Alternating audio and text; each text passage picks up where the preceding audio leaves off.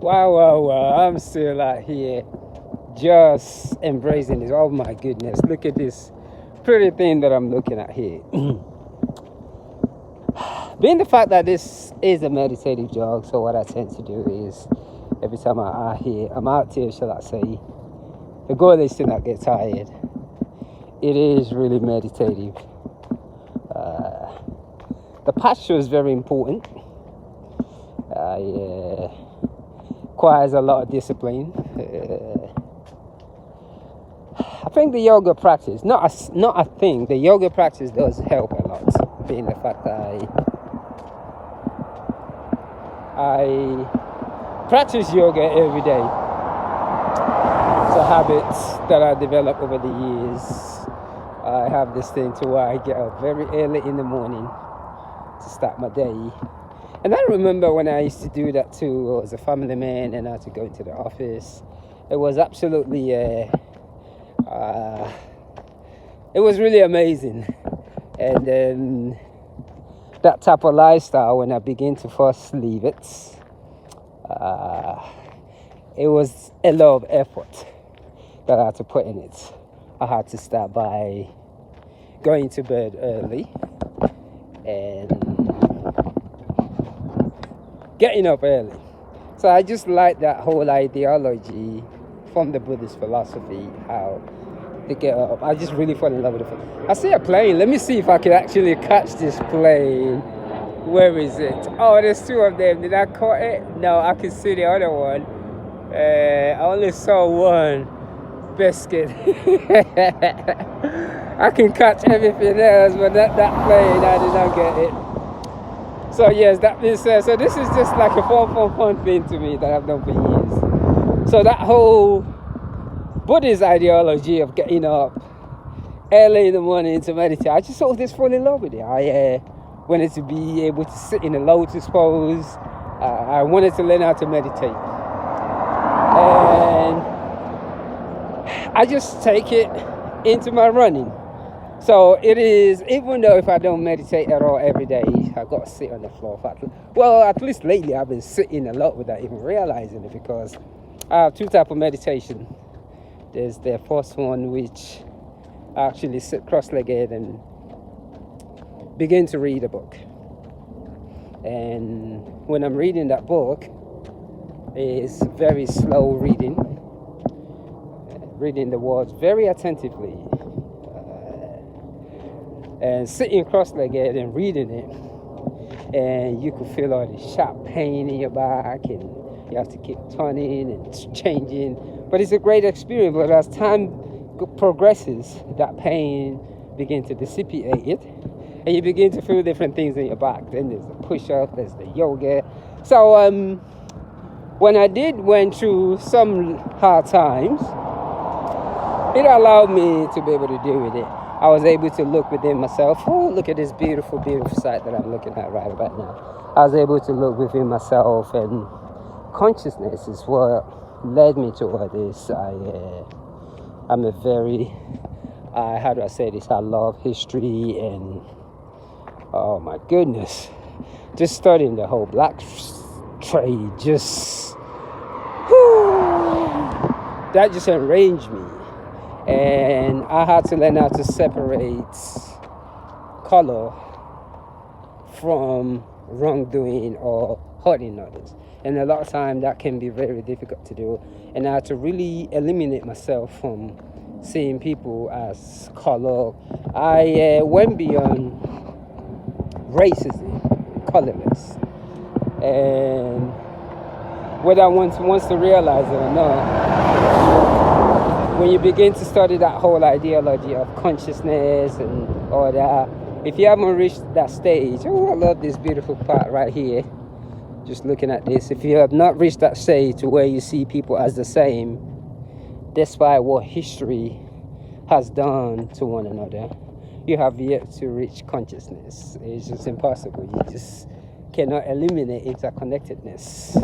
And studying for years and years, dealing with anger issue and you name it, And I think after a little while, you realize, wow, I guess human beings, that is just something unique about us. Even though we never talked about, what about millions of years ago? Who else? What about if some other people, some other culture, some other race did the same thing that we talk about today millions of years ago? And we just never heard about it, because we're very good at, and don't get me wrong, that's why I'm not a religious person. I don't knock any religion. I truly believe everyone is saying the same thing. From the books that I've read, which I really did, studied hard because I wanted to know. And being of African descent, how I was raised was different, thinking wise. In most African households, it's pretty much, even many do not realize it, they are raised to look down upon themselves, who they are as a human being, as a race. And I think sometimes that's what's still causing war up to today, because as long as we keep on teaching one another that one person, one race is better than the other, we're never going to find peace until we find equality, and re-erase history. We cannot continue to go back. We know what happened, and despite all the angers that we all have within us, nothing can change. It's just done, period. You can get angry till tomorrow. You can say old things, which many of us do. We just love, all that talking.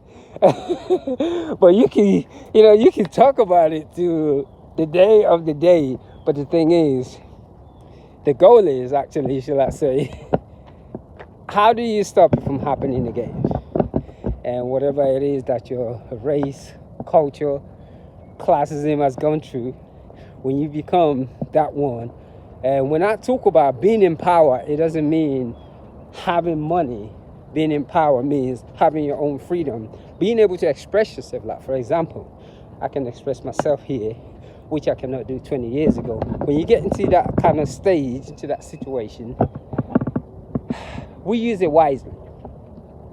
It's almost like right now, every one of us is a superstar. We're all politicians, because we can. A lot of the things that we can say today, we cannot say 20, 30 years ago. I remember many years ago where I am truly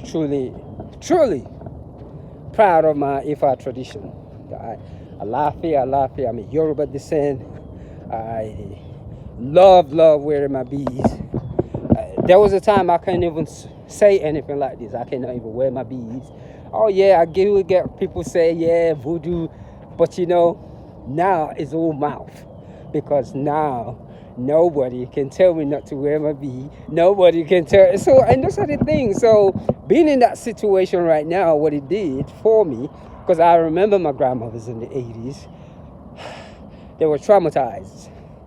But being in that situation today, to be able to express the culture, to be able to say, yes, I live in the village. I would never tell anyone I was an African before, growing up, no. But now, to be able to express it, that, okay, I've lived in the Western world. All I know all my life is the Western culture, but I am a Nigerian. I am from the village of Ifo. I have a tribe called the Ijebu tribe. I have a tribe called the Egba tribe. I'm even trying to learn more about all these things, because I never got to learn it when I was little. It was a taboo. So being in that situation right now, to where I can express myself, I don't go to church, the mosque. It's not because I don't believe. It's just, this is who my great-great-grandparents are. Wow, Lurisha. So, and those are the things. That's why I truly believe in interconnectedness.